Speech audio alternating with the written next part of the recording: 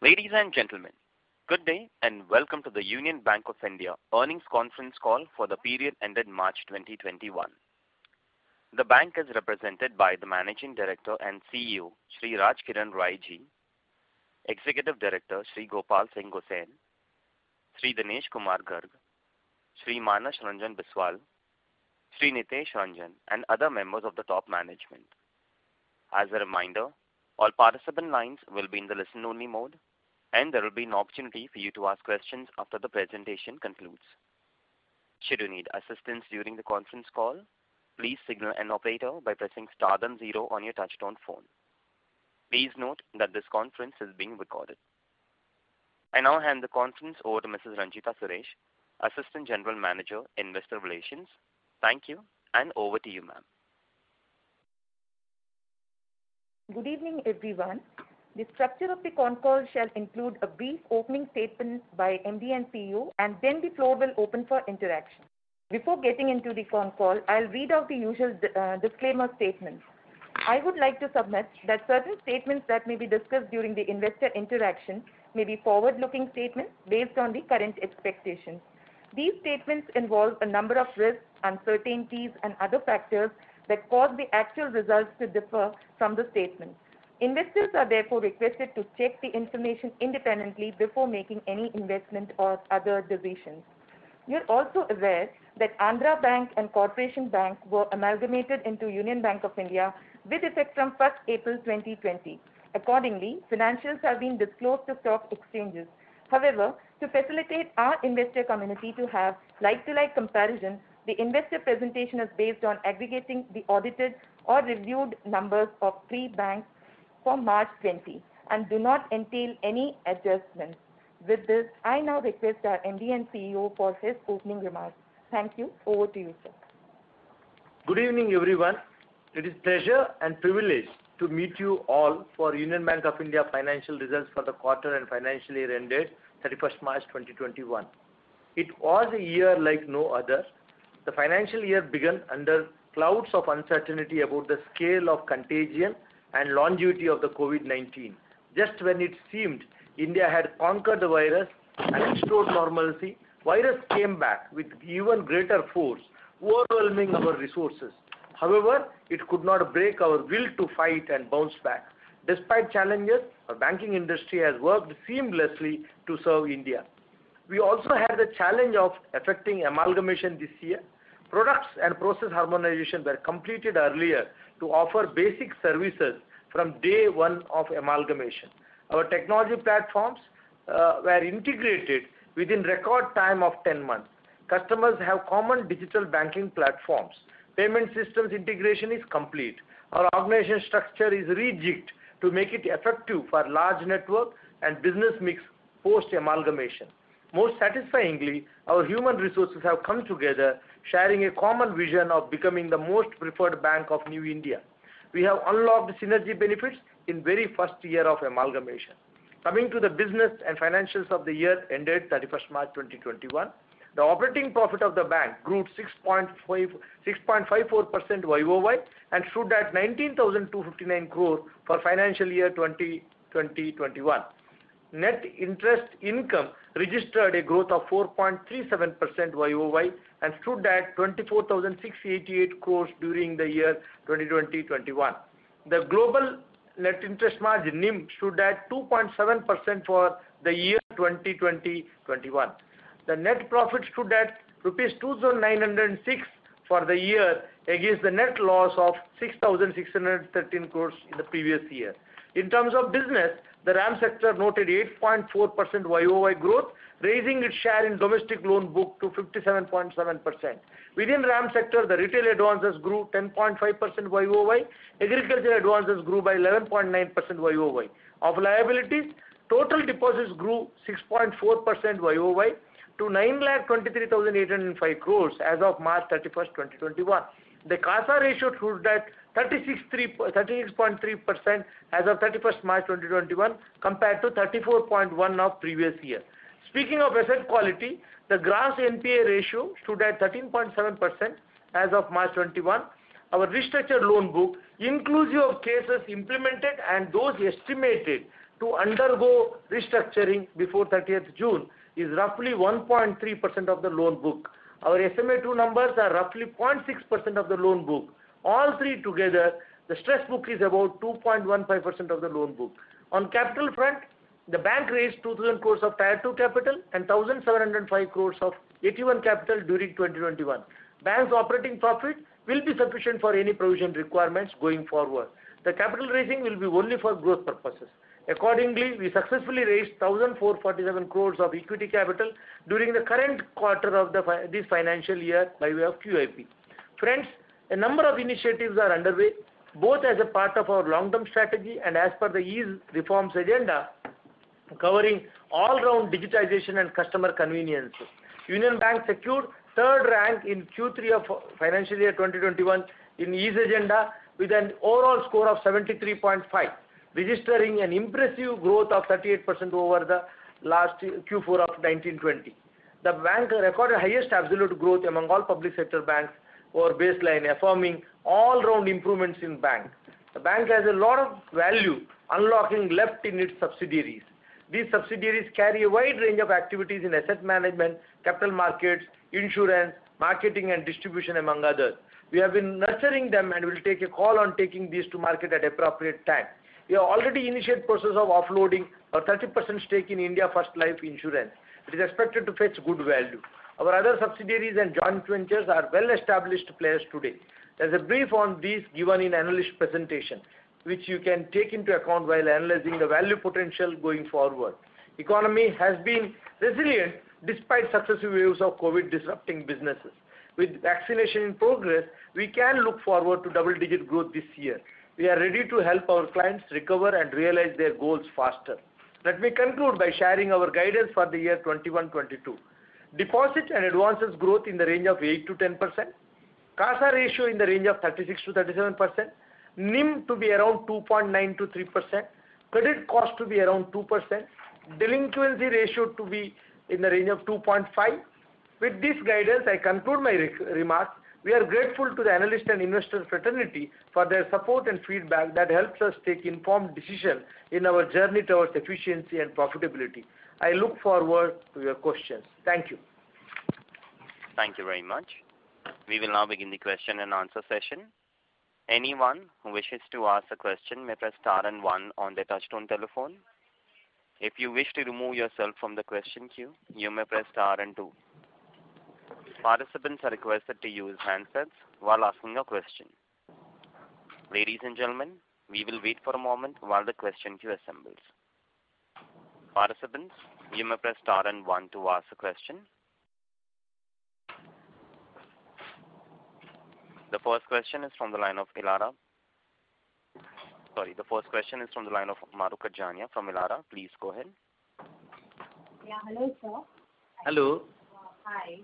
So my first Mahrukh, sorry to interrupt you. You're sounding a little distant from the phone. May I request you to speak over the handset? Can you hear me? Yes, go ahead. Now it is better, ma'am. Yeah. Yes, sir. So my first question is, what is the collection efficiency in April, May versus March?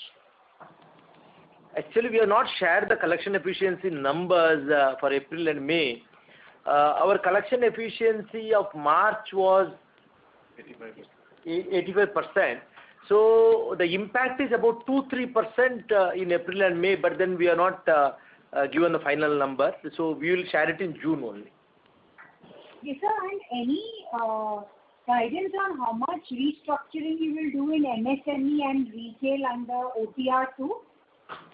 No, ma'am. Actually, we have not assessed that because it is in a very, very preliminary stage. The branches are connected to the customers and assessing.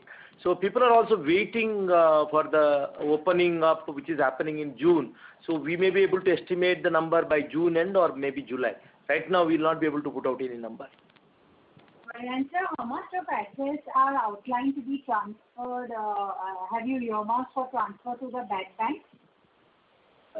Anyway, now since we have shared the number, so there are 17 accounts in our bank, about 7,800 crores, which in the first phase is identified for fit to be transferred to the National Asset Reconstruction Company. But then a rider here because this call has to be taken by the ARC, not by the bank. Because once the ARC shows the interest in buying this asset, then only it can be transferred there. So, but then it is a preliminary estimate that this much, like in the first list, this like 7,800 crores, 17 accounts are marked to be offered to the ARC. Okay, sir. And are these, would you be able to give a breakdown on how much of this is fully written off and how much is not? That I can say that it is fully provided. Yeah. So we don't share that out of that how many is written off, because it doesn't make any difference. Actually, see, when the write back comes, either it comes as a recovery in NPA or it is a recovery in written off account. So it will be difficult to give that number. Okay, and so my last question is, what were the interest reversals during the quarter? Interest reversal was 1,260 crores.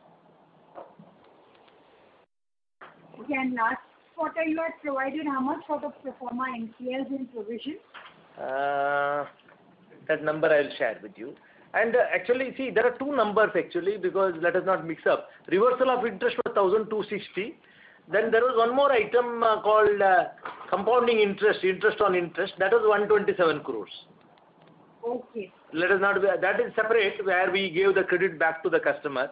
Whereas 1,260 was the, because the NPA was not officially recognized till December, when the NPA was marked in the month of like March. So 1,260 crores of interest which was not collected got reversed, which will have an impact on our NIM and net interest income for that particular quarter. That's why we have tried to compare year on year, because Q4 numbers may not be depicting the correct situation. So the provision we held for interest reversal was 1,000, this is right, 1,535? We had 1,535 crores. No, that was the provision. That was around 350. 350. This is for the NPA. 250 crores. We had only 250 crores of provision for interest reversal. So, but actual reversal happened around 1,260. Okay, sir, and just one very final question. What is the recovery from Bhushan? Bhushan recovery was 1,450. 1,450, yeah. 1,450. Okay, sir. Thank you so much, and all the best. Thank you. Participants, you may press star and 1 to ask a question. The next question is from the line of Jay Mundra from B&K Securities. Please go ahead. Yeah, hi sir. Good evening. Sir, first question is on your MSME slippages. So out of the 17,000 crore, the highest number is from MSME, and where at least the situation is still volatile. So when you say 2% kind of your slippages, 2.5% of slippages, are you seeing the similar kind of MSME slippages, or because 2.5% would mean that improvement in the slippages year on year, right? So yeah, so that is the question, sir. Where do you think the improvement will come from? Yeah. See, we expect the MSME slippages should be at least 10 to 15% less than what happened last year. Because so last year, MSME book was already under stress when the COVID started. So naturally, COVID further compounded the problem. So we have seen slippage, and slightly the amalgamation also compounded a problem in recognition and the things, because we were going through a massive amalgamation process in the first 6-7 months. So all put together, we saw a higher slippage in MSME. So, but then I don't think that number will repeat. So our numbers for this year, it is at least 15% less than last year's slippage for MSME. That's good, sir. And second question is, sir, on your SMA, right? So the number that you have shared is for Q3 reporting above 5 crore. But even if you see your slippages construct this year, it looks like 70-75% has come from below 5 crore number. And maybe the situation would have worsened from March. So any broad numbers that you can give for the SMA2 number for the entire bank, including below 5 crores exposure? leave that question to Okay, Nitish. so I think current number is around 2.4% of the book, which compared to Q3 when we shared, it was around 3%. SMA2 full book. SMA2, including below 5 crores exposure, is... Yes, all accounts. Yeah. Okay. That is a very, very good number, sir. If I were to compare versus across banks, so 2.4% is a very good number. Okay. And last thing, sir, second last thing, what is the outstanding DTA that we have in our book? Because, we have not moved to the new tax regime. And the last is the recovery expectation, sir, from NCLT, non-NCLT, business as usual, etc. What could be the total upgrade recovery, and maybe if you have the corresponding number, that would be the reduction in the total GNPA. Yeah, sir, those were the... Recovery I'll share later. On the DTA, I think our DTA is around 15. Yes. 15,000? Right. 15,700 is our DTA. Sure. Okay. On the recovery side, I will ask Ashok Chandra what you can do this year recovery number from NCLT, non-NCLT, and next year expected number you can share. Yeah, this year total recovery which we have made is 10,800 crores, and in that around 4,500 has come from the NCLT and remaining is from the non-NCLT. Going forward, we are expecting around 13,000 crore of recovery in 21-22, and in that we are expecting around 4,000 from NCLT and 9,000 crore from the non-NCLT. So this is the upgrade recovery, right? Not the reduction. So I'm talking about the same, the cash recovery plus upgradation. Sure, sir. Maybe 1 minute. Actually, there is a recovery from written off accounts. Right. When we give the tallying number for NPA. Okay. That is okay. I think we can include that here. So that is okay, sir. Okay. Thank you so much, sir. I will come back in the queue. Yeah. Thank you. The next question is from the line of Rishi Ojha from Robo Capital. Please go ahead. Hello. Hello. Hi, sir. So my question was on other income part. So if I see your console and the standalone numbers, there are roughly a difference of around 2,500 crores. So just wanted to know what accounts for this income and the nature of this income. Yeah, maybe if you are looking at only Q4, that will be the recovery from write-off account, because we had recovery from write-off extent of about 1,900 in the Q4. 1,900 crore. He's talking about the standalone and console actually. Is there that much difference? I don't think. You're talking about the standalone? Sir, I'm talking about standalone and console. Recovery, I believe, is already there in standalone that you have given in presentation. Okay, we'll revert on this. We will. I think maybe we may have to clarify. We don't see that much difference. No, we have that treasury income is also there, 900,000 crores. No, he is telling you standalone number of Union Bank and the consolidated with JVN. We'll revert on this. We can. Okay, no problem, sir. Thank you very much. Participants, you may press star and 1 to ask a question. The next question is from the line of Harsh from Reliance General Insurance. Please go ahead. Hello, sir. Sir, I would like to know, do we have any COVID provisions or we have utilized the COVID provisions made earlier? Yes. During Q4, actually, the provision what we carried on standard assets as of Q3, because we made provision on the performing NPA, so that was utilized during Q4. So, but still we carry a provision of roughly 1,200 crores on the standard assets. They are mostly on the restructured book and maybe some of the anticipated provision requirement. We still carry some provision, but most of that provision what we made in Q3 we used during Q4. Okay, sir. Thank you, sir. Thank you. Ladies and gentlemen, you may press star and 1 to ask a question. The next question is from the line of Nilesh Darji, an individual investor. Please go ahead. Hello NPA आपका ये साल में 8,000 करोड़ बढ़ गया, वो कैसे बढ़ गया? 8,000 कम हुआ है. अरे 19,000 से उसमें 27,000 हो गया ना ये मार्च 21 में। नहीं, एक्चुअली लास्ट ईयर का एनपीए 25,000 करोड़ का था, ये बार का एनपीए 17,000 में, तो 8,000 कम हुआ है लास्ट ईयर से एनपीए स्लिपिंग। नहीं, लास्ट ईयर की बात नहीं कर रहा हूँ मैं। ये दिसंबर में आपका एनपीए 3% था, 3.27, अभी 4.62 हो गया। इतना कैसे बढ़ गया अभी? मार्च में एनपीए दिसंबर में एनपीए रिकॉग्नाइज नहीं हुआ था, वो सब परफॉर्मा एनपीए में था। आप परफॉर्मा एनपीए को ऐड करके देखेंगे तो आपको नंबर मिल जाएगा, बिकॉज सुप्रीम कोर्ट का ऑर्डर का हिसाब से हमने दिसंबर में एनपीए रिकॉग्नाइज नहीं किया था, इसको परफॉर्मा एनपीए में रिकॉग्नाइज किया था।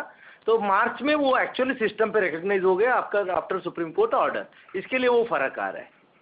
अरे ऐसा कब तक बढ़ता रहेगा? अभी तो सरकार ने इतना रुपया आपको दिया है तो भी एनपीए तो बढ़ता ही जा रहा है ना। अभी 2-3% अब प्राइवेट कंपनी का तो 2% हो जाता है, आपका तो इतना कम ही नहीं होता, थोड़ा थोड़ा कम होता है।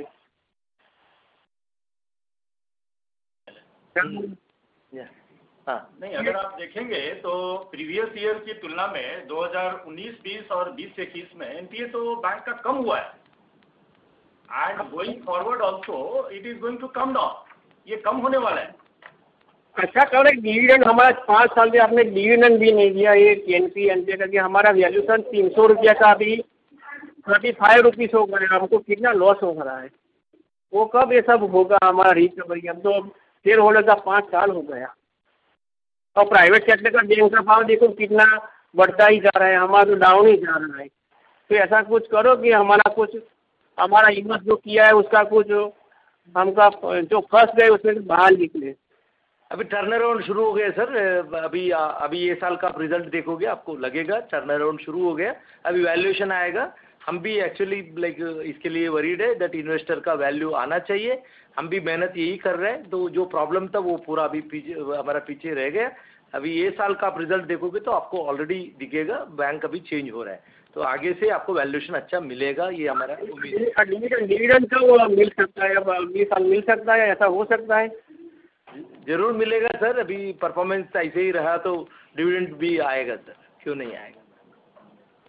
Thank you very much. Sorry to interrupt you, Mr. Dinesh. I'll request you to come back in the question queue for a follow-up question. The next question is from the line of Sohail Halai from Antique Stock Broking. Please go ahead.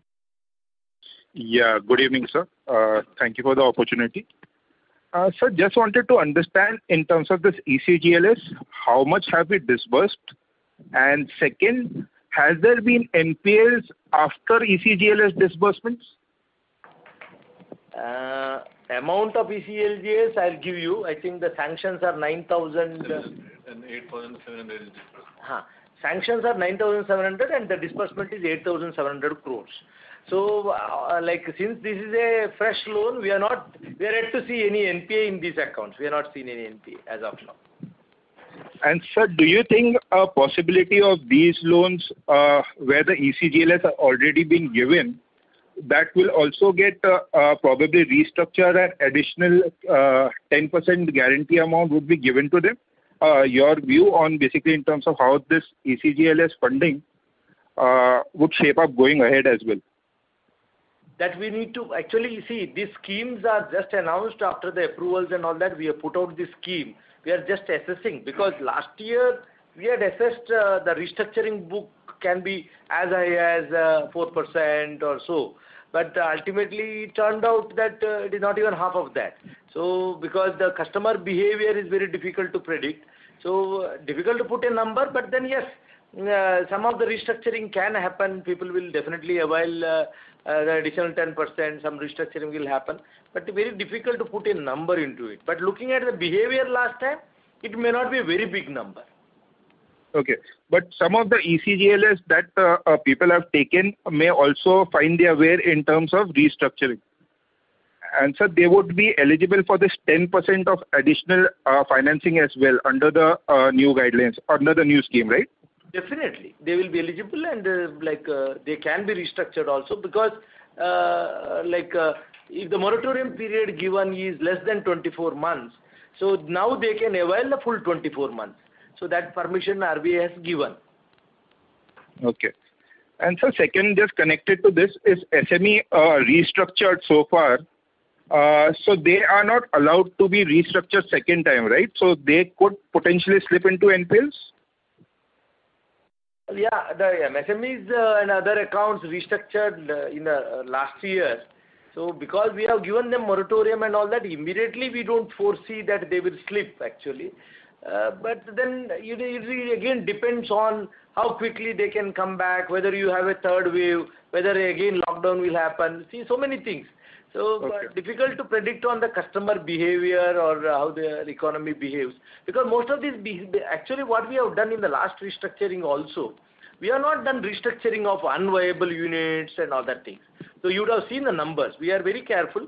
We recognize it as NPA rather than restructuring and delaying the case. So we have gone for aggressive recognition and classifying it as NPA. So whatever we have restructured, we are very clear that they are very viable units. So we will not hazard a guess at this point of time what will happen. So there can be NPAs out of this, but then may not be much. Okay, sir. And if you could just speak about the recovery as well, and especially in terms of DHFL recovery, when do you expect and how much do you expect? See, DHFL, our expected recovery is roughly 600 plus 900. 600 up to 600 is the cash recovery, another 900 the NCDs or other bonds which is expected. So this is a number for us. So it's a fully provided account. So naturally this will be right back we will be getting. So according to me, if everything goes right, we should see it before September. Okay. And sir, final question on this asset sale at the national level. Just wanted to understand a couple of parts. One is basically 15% would be in cash and 85% would be in security receipts. Suppose you have written off an account, whether this security receipts money would be also accounted in recovery of a written off, or these security receipts would be marked to ₹1? Actually, since they are fully provided accounts, so there will not be any additional provisioning requirement for the SRs. That is one thing. So because that provision will get transferred to the SR, even if you have to mark it to ₹1. But then since these SRs are backed by the government, sovereign guarantee, so that treatment, like whether I can write back that much provision, is something which we have to wait for the regulator's decision. At this point of time, it will be difficult to predict that. But if they give the cushion, because it is guaranteed by the government, so that SRs, to that extent, I can write back the provision if the regulator permits. Otherwise, yes, these SRs, I can carry the provision what I am already holding, but then these SRs will be tradable also. We will try to create a market because they are sovereign backed. So if I am able to sell these SRs, definitely I can book that profit. Okay. So just to be clear on this, if suppose your exposure on a written off account is 100 and the recovery is 30, so you will get somewhere around ₹25 as security receipts. So now there is no clarity yet whether this will boost your PNL or whether this will be marked to ₹1. This would depend upon RBI's regulations, right? Am I right on this? Yes. So just to clarify, the issuing of SR will not entail any further provision because it is already provided. So that is one part. Second, if the regulator permits write back of provision, that will be a benefit to the P&L, that will accrue to our P&L. One more source is sale of this SR. Okay. So there would be a trading market that could be created because of the government backing, and after selling this SRs, you could actually show it in your P&L as well. Right. All right. And so finally, in terms of if I look at the margins, what is your sense in terms of the margins going into FY22 and 23? So I understand and appreciate that this year, again, because of the interest income reversal, the fourth quarter margins was actually low. But on a steady state basis, how are you looking at the pricing of the loans? And consequently, what is the kind of risk that you are ready to take on your books? I think the net interest margins came around 2.71 if you look at the full year. So we are projecting 2.9 to 3 NIM for the current year. So actually our estimates are that the interest rates are going to be very stable during this year. I don't see any price cuts and all that. I think the deposit rates also will remain steady, and MCLRs also will remain steady. Now it is basically the pricing part. So right now, on the short-term loans of all public sector and other big private sector, there is huge competition because there is so much of liquidity and the demand is low. So banks are competing with each other to grow the loan book by offering very low interest rates. The pricing power at this point of time is missing. So, but then unless the liquidity is sucked out of the system, this competition will continue. But then when we are projecting our improvement in net interest margin, because we are having a lot of infrastructure funding, particularly term loan proposals, and as a large bank, there is some pricing power. We are gradually improving our pricing. Plus, on the retail side, we are shifting to products which are like higher margin, like vehicle loans and others. So with that, we are planning that we can reach around 2.9 to 3. But otherwise, interest rate is going to be very stable this year. Short-term market, I don't think banks will have the pricing power for the next 7-8 months. Sure. So, and finally, if you could actually just guide in terms of any internal estimates of the ROAs that you have for the next couple of years. Yes, I'll ask Nitesh to share that. I think for this year, we are given a guidance of around 20 basis point, against which we have reported around 27 basis point of ROA. For next year, our guidance is somewhere between 40 to 50 basis point.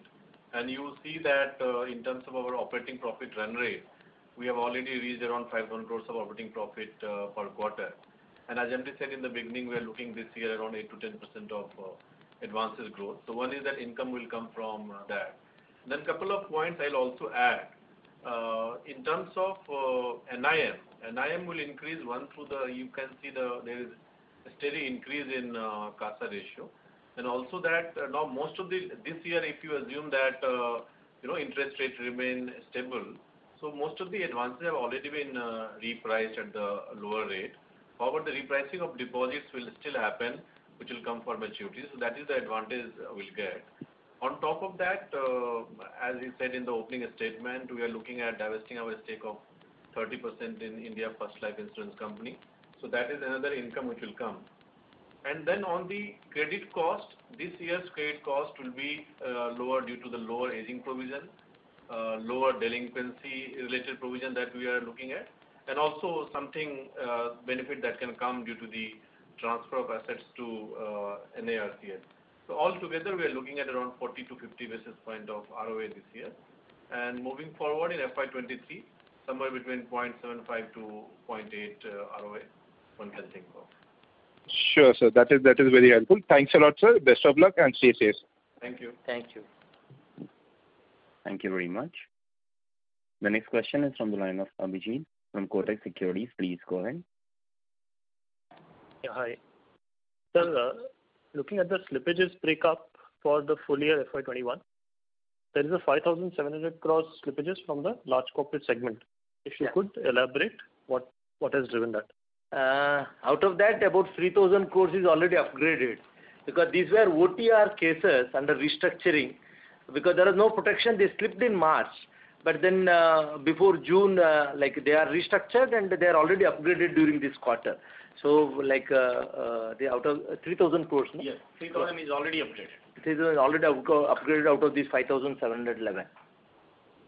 So on the corporate side, we didn't see much. It is only OTR cases. So this upgrade is it part of the slide 41 where you've given the estimated implementation number on corporate restructuring? No. That is actually the remaining corporate accounts post-March which will be restructured. The remaining, out of that something has happened in May and other things before 30th June. That is the number we shared. So to give a color to the total restructured book from the OTR 1 RBI scheme. So we have given that because some spillover was there because the scheme was there up to June 30th. So naturally some corporate accounts are getting restructured in the Q1. So to give clarity we have given that. But what I am saying is the NPA slippage from the corporate book which was 5,711 crores as of March. From that book actually about 3,000 crores of accounts which slipped, they were under one-time restructuring. The restructuring is complete and they got upgraded in the Q1 of this year. So that 3,665 crores of corporate loans, we should add 3,000 crores from the NPL line, which will get upgraded. No, don't mix up that, because that will be under restructuring. That 3,600 which is happening during these 3 months, they will get added to the total restructuring book of 6,000 odd crores, which is already completed as of 31st March. If you look at retail, MSME and corporate, which has happened up to March, that adds up to about 6,000 odd crores. The remaining 3,600 is happening before June. The total restructured book will be 10,000, and all the 10,000 will be standard. Just to add here, on slide 41, 3,665 that you are noticing, that are due for implementation this quarter. Out of that, 2,000 crores had slipped in Q4. Yes. Which is now upgraded due to the OTR implementation. Got it. Is that clear? Yeah. And sir, there is one slide on Mudra loans, slide 19. So that the total loans under Mudra scheme is around almost 19,000 crores. There is a number of 6,737 crores. That's the number for last year, is it? Correct. Yes. Okay, so it's almost grown 3 times over the last 1 year. No. The first slide is the disbursement. The first part is the disbursement during this year, and the second part is the outstanding. Yes. Okay. Understood. So 18,000 crores, this gets included in the retail segment or the MSME segment? It will be mostly in MSME. And what would be the NPL just on the Mudra book? Mudra is around 11.79. And it has gone up this year or not? It has gone up slightly. So, I don't have the last year number. Definitely it has gone up, but it is 11.79, much below the normal MSME slippages. Got it. And the last one was, what is the share of repo-linked loans in the overall loan book? Share of No. Repo linked, sir, repo linked वो भी ABLR बहुत भी आएगा ना retail वाला जो. But then that number will share actually this. 15%. Now it is 15%. It is 15%. Okay, all right, got it. Thank you. Thank you. The next question is from the line of Ashok Ajmera from Ajcon Global Services. Please go ahead. Good evening, sir. Good evening. First of all, compliments for coming out with good set of numbers even for this difficult quarter also, Q4. Though there was a pressure and most of the other banks could not meet that pressure and have gone into the losses. Having said that, sir, most of the questions have already been answered in such a long discussion. I have got a few data points and some clarification. Yes, sir. Sir, in case of the sector-wise, if you see the loan portfolio, in textiles, there has been an increase in this quarter of 4,700 crore. Is it one or two large companies or they are collectively the advantage in the whole sector, textile sector? Textile sector, I may not have that breakup now. Because these are the normal decision-making processes and, there will be increasing limits.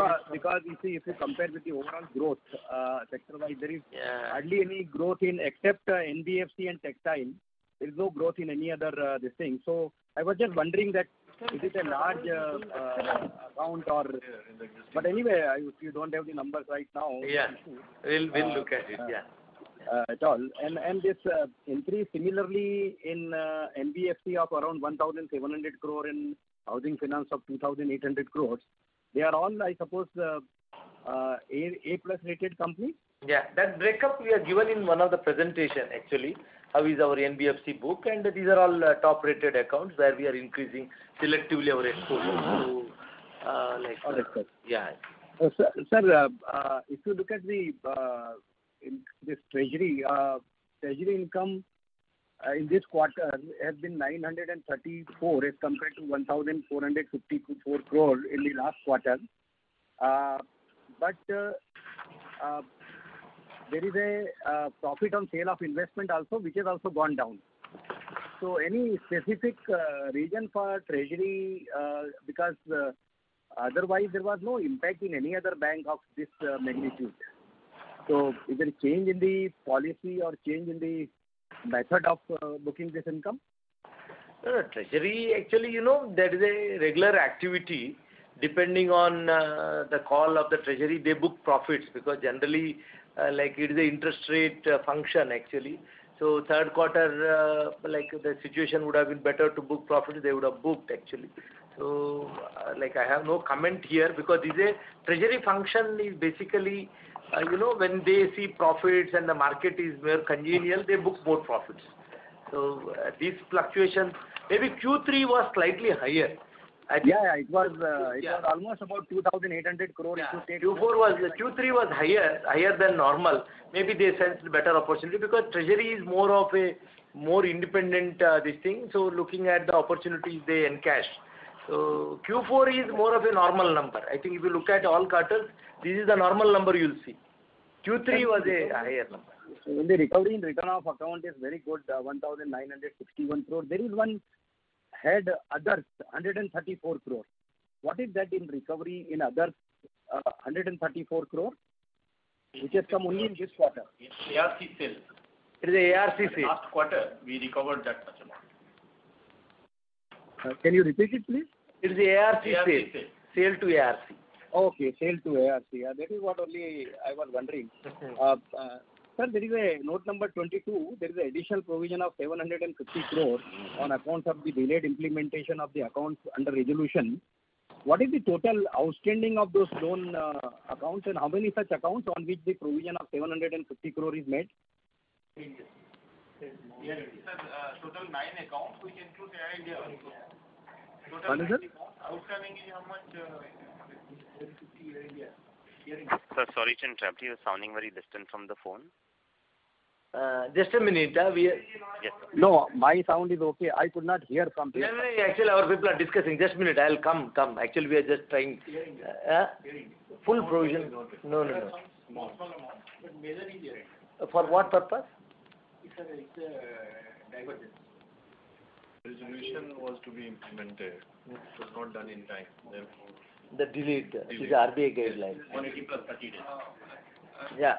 So there was a delay in implementation of a resolution plan in few cases. For that, extra provision has been stipulated. I just wanted how many number of accounts and what is the amount of those total outstanding account in those accounts. we'll share this separately. We'll share with you separately. Number for the account is 9. Yeah. And sir, this this COVID loan, special COVID loan dispensation by RBI at repo rate of 50,000 crore was announced.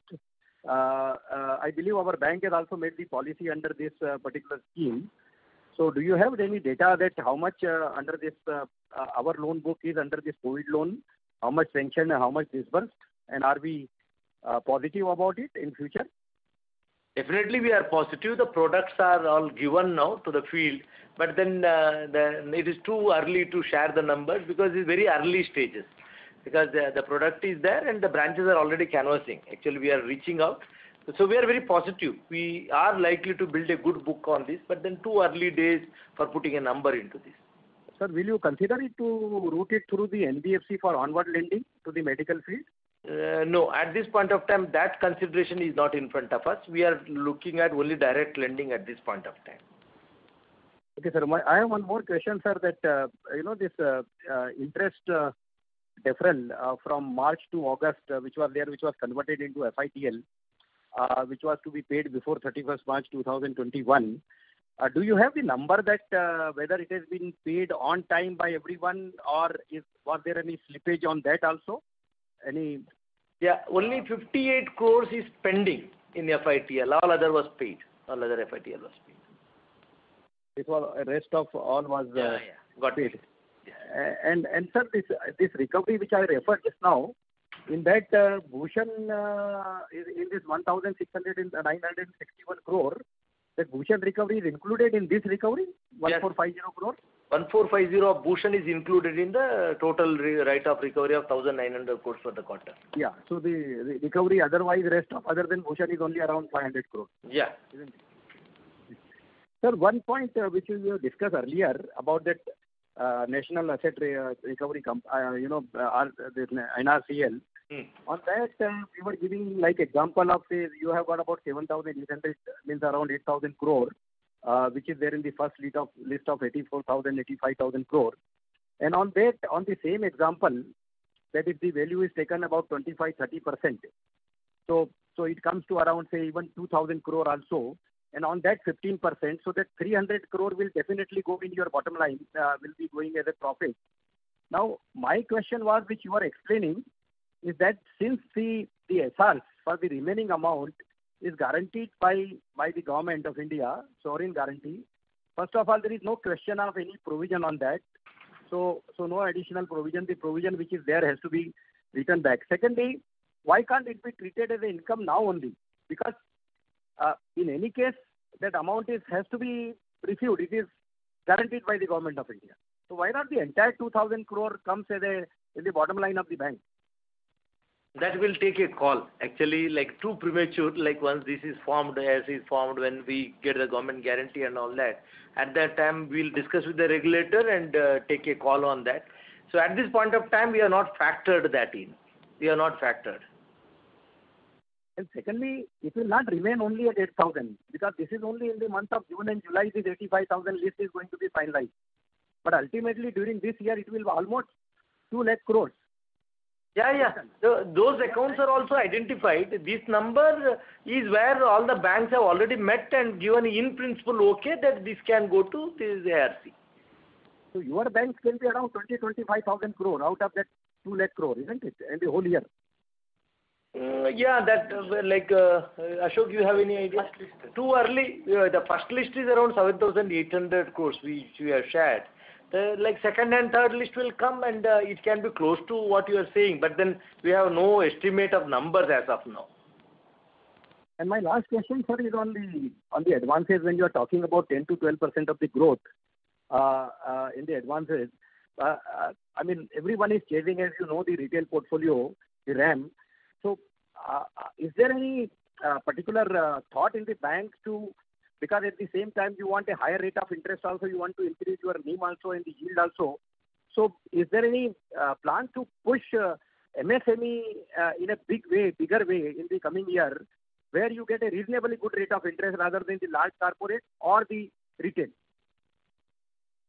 See, we are not avoiding MSME financing, but now we have better mechanism of underwriting MSME loans. There are credit bureaus giving a lot of information, and then we have developed a very good straight-through processing of assessment of MSME. So MSME will continue to be there. But according to us, the MSME growth can be around 5%. But then we are expecting a double-digit growth on retail and the agriculture also. This time also it has done well. So particularly in agriculture, the gold loan portfolio. So that is where we are aggressively planning to grow. Yes, gold loan is also one of the areas where definitely the bank can. Yeah. Now we have great South India presence where this gold loan is very preferred mode of borrowing. So we have built some mechanism to increase our gold loan portfolio, which we will be aggressively driving during this year. And sir, since the time is there, one more question. Okay, all right. Thank you. Thank you very much. Thank you. There was a query on the difference in other income in the standalone and the consolidated. I'd just like to say that the numbers are actually not comparable, because the previous year numbers are of Union Bank of India pre-amalgamated, and this year number is amalgamated. That is number one. Number two is that both the life insurance companies that we have as a joint venture, IFLIC and SUD Life, their premium income is actually shown as part of the other income in the consolidated financials. So that is the only reason you are seeing that difference. There is nothing extraordinary here. So, still, if you have any further clarification, I think you can reach out to our investor relations team.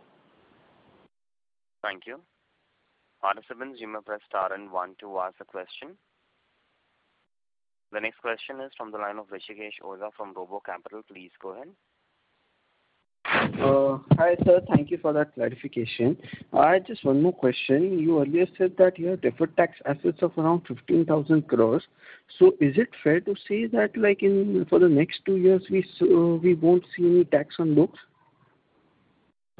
I think, yes, we may not, because we have accumulated losses carried forward.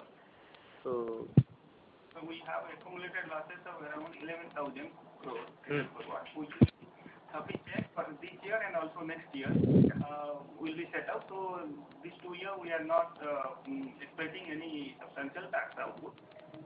So it will be nil only tax liability. Okay. You heard that, no? Okay. Yes.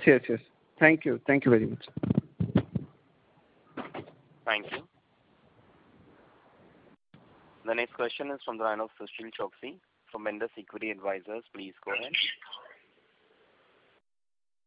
Sir, good evening and thank you for taking my question. Good evening. My first question is, with commodity inflation, oil being at 2-year high, oil cartel is working very hard. India is already at petrol at 100 rupees. Commodity inflation at 10-year high. You look at any soft commodity. Aren't RBI and government is managing their borrowing and the current situation well? But don't we think that Treasury outlook needs a little different than where we stand today? Actually, in the Treasury, this time the GSAPs are going to make all the difference, because like every month we are seeing a lot of buying happening under GSAPs, which is taking away a lot of my securities which are in the money without disturbing my STM portfolio. So this year, because of this GSAP itself, the Treasury income should go up. And strategy-wise, interest rates are likely to be very stable, because like the way we are seeing the 10-year bond market around 6%, maybe 5-10 basis point here and there. So with that stability, Treasury has a source of booking certain income, but then GSAPs are going to be the big differentiator for the Treasury this year. Otherwise, interest rate is likely to be very stable this year. Can you guide the Treasury income year on year can be better thanks to GSAP? Maybe we will at least stable. That's what we can say at this point. So whatever recover, in a fluctuating scenario, Treasury does better. Now this is a stable scenario. So this time GSAP will help them to maintain the numbers what they have achieved last year. To improve your profitability, you may do long tenure loans and avoid the short term tenors where banking competition is high between private, public and foreign. In what specific area are you seeing growth in long tenures of 7-year, 8-year, 9-year, 10-year kind of lending? Yeah, we actually you are right actually, because that is where some pricing power is still there, long-term loans. Yeah, short-term besides LRD and road projects, where do you see any? Actually, that investment is yet to come back. We are seeing small proposals of some expansion in steel, some expansion in textiles, but then they are quite small compared to our book size. We are yet to see some greenfield projects to come in, except the on the solar and other things. So not many. So it is mostly now what is happening is a consolidation in the sector, where good customers are shifting from smaller bank to larger banks, trying to reduce the number of bank in the consortium. So mostly this kind of activities. So on the long-term funding side, mostly the funding is happening in road, power transmission to some extent. So mostly on this. We are not seeing and LRDs and other things. To improve your cost to income, one is CASA and second thing is digitization.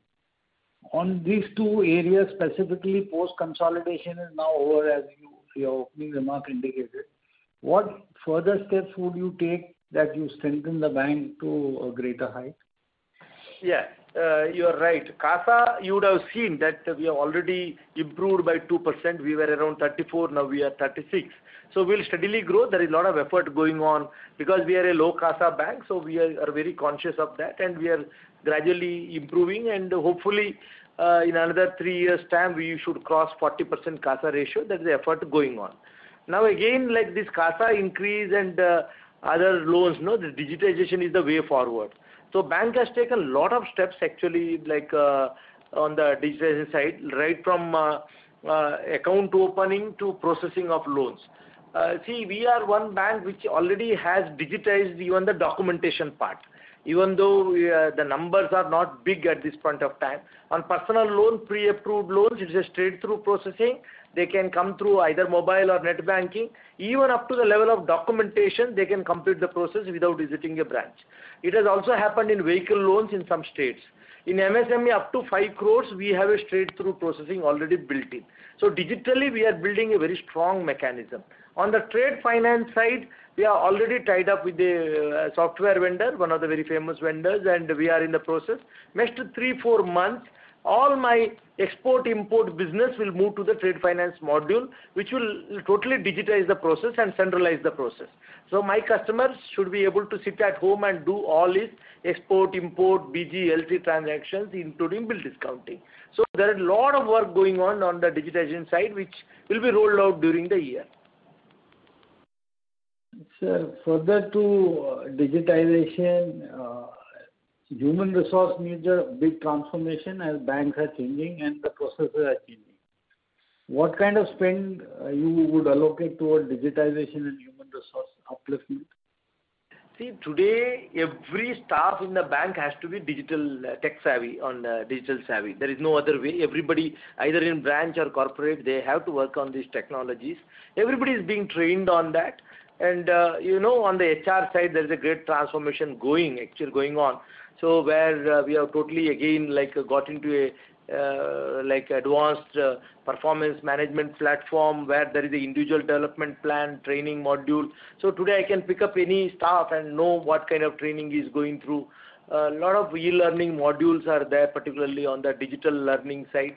So we are making a lot of efforts on that side. It is not only, getting a technology, you can always get it by spending some money. But unless the staff are tech savvy, it is very difficult to implement. We understand that, and there is a lot of work going on this direction also. So all these measures would lead to a turnaround time TAT in percentage term efficient by 10-20% this year or more?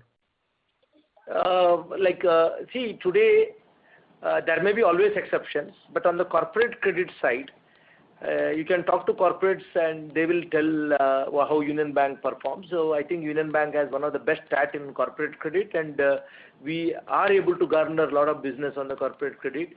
On the retail and MSME side, our mechanisms are very, very good because we have centralized the whole process for the whole bank now.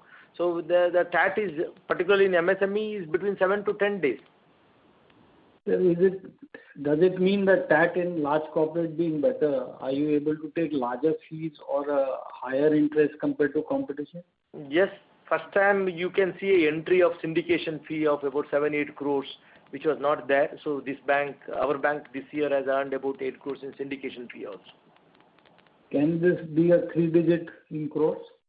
May take some more time because unless the investment comes in the system in a big way, that numbers will not improve. At this point of time, there are very few proposals in the pipeline, so may not be there.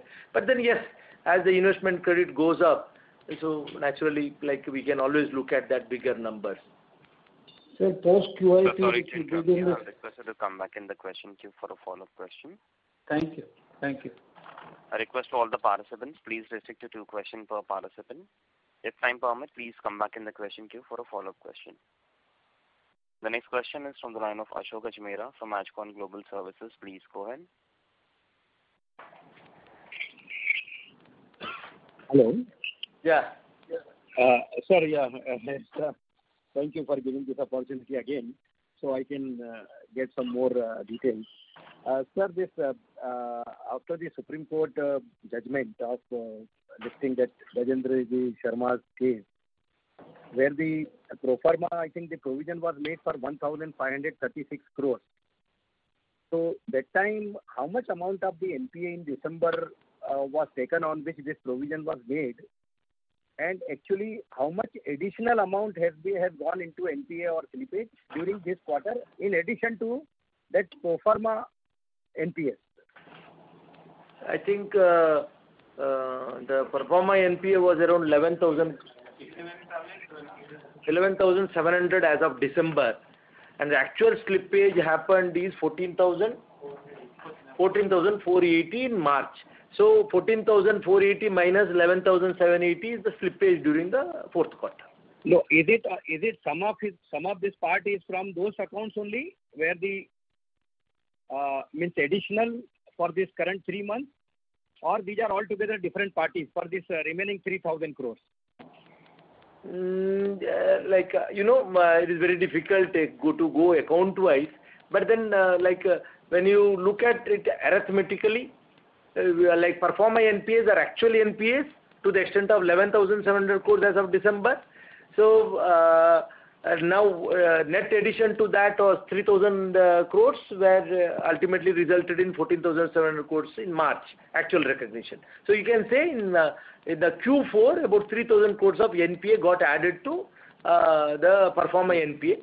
And again, what happens is when we recognize the NPA in a particular customer ID, all the accounts get recognized as NPA, whether it's performa NPA or otherwise.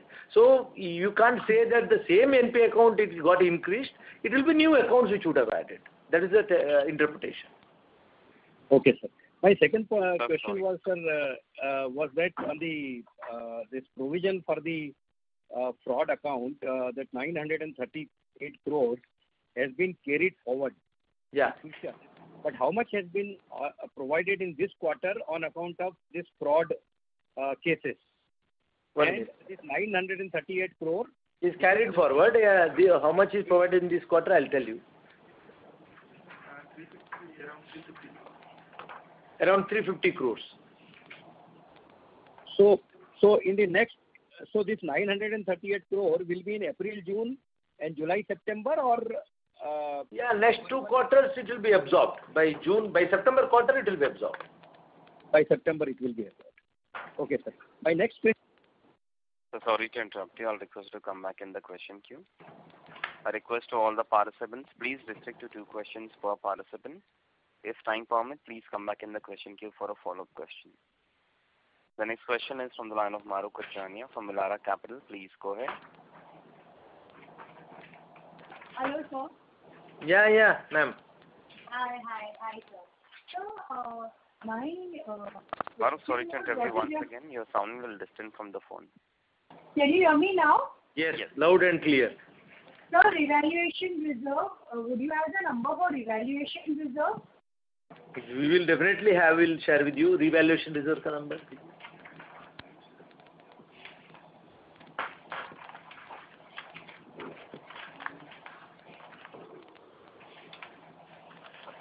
We'll share it with you. I think he's immediately not able to. Not a problem. Thank you. 2,047 crores. 2047. Oh, that is the full value. No, 2,000%, that is 45% of that. So, 55 So that will be around 5,000. Around 5,000. 4,800. Divided by 0.45. So it is 4,500. That is 4,500. Thank you so much, sir. Thank you. Thank you very much. Ladies and gentlemen, due to time constraint, that will be the last question for today. I will now hand the conference over to the management for closing comments. Thank you. Thank you for your participation and for the questions. Your questions always lead us to look at our numbers again and reorient our strategies. Thank you. But if you look at the performance during this year, this was the most difficult year, not only because of the COVID and also because of the amalgamation which we went through. And the first 6 months, basically, in addition to the COVID, we were resetting the administrative officers, setting up our centralization and other departments and all that. Despite that, if you look at the performance, bank has done very well. The profit of 2,906 crores after making provisions, reaching provision coverage ratio of 81% is a very good improvement over previous years. At this point of time, we strongly feel that bank's balance sheet has improved substantially. The operating profits have reached substantially high levels. So when you are assessing the valuation of the bank, please keep all these numbers. We have shared whatever details you wanted. and we are also available offline if any data is required. So please look into our numbers positively and also help that we improve on our profitability and performance as we go forward. So thank you so much. Thank you very much. On behalf of Union Bank of India, that concludes this conference. Thank you for joining us. You may now disconnect your line. Thank you.